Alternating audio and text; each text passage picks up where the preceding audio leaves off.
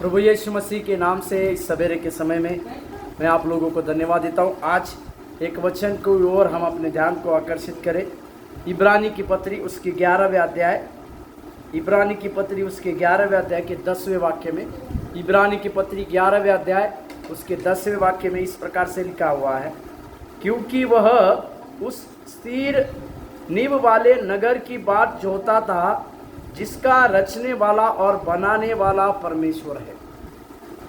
इब्रानी का 11वां अध्याय विश्वास के हीरो के बारे में, जिनके विश्वास के बहुत बड़े उदाहरण हैं, उनके बारे में लिखे हुए हम देखते हैं। परंतु इस 9वें और 10वें वचन की बातों को अगर देखेंगे या इस 10वें वचन की बातों को अगर देखेंगे, वो अब्राहम के विश्वास के बारे में लिखता है।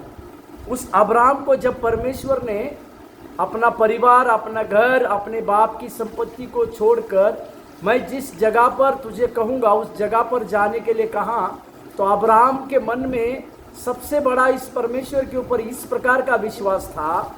उसे ये पता था कि मुझे बुलाने वाला परमेश्वर सच्चा परमेश्वर है और इस परमेश्वर ने उसे उसके कार्य के लिए अलग कर चुना है। इस बात को अब्राहम जानता था।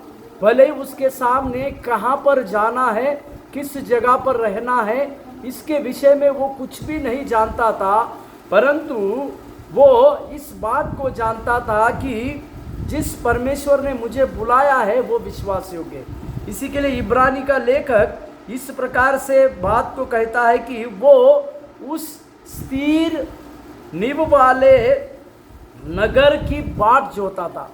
कौन से नगर था वो जहां पर परमेश्वर ने अब्राहम को जाने के लिए कहा था, उसको पता नहीं था, परंतु अब्राहम को इतना पता था कि वो एक स्थिर नींव वाले नगर की बाट को जो रहा था, क्योंकि उस नगर को बनाने वाला, रचने वाला परमेश्वर था। मेरे प्यारो, इसी के लिए अब्राहम को विश्वास का पिता कहते हैं, क्योंकि उसने जो नगर था ही नहीं, परंतु उस नगर का रचने वाला और बनाने वाला केवल परमेश्वर है कहकर, परमेश्वर है इस बात को जानकर उस जगह पर वो चला गया। इसी के लिए पवित्र शास्त्र में उस अब्राहम के विषय में कई एक बातों को जब हम सोचते हैं, समझते हैं, पढ़ते हैं, उसे इसी प्रकार की बातों को लेने पाए। आज हमारे भी और आपके जीवन में इसी प्रकार का विश्वास की बुनियाद को लेकर हम आगे की ओर चलने पाए, क्योंकि हमारा रचने वाला और हमारे नगर को बनाने वाला यहोवा परमेश्वर हमारे साथ है। प्रभु आपको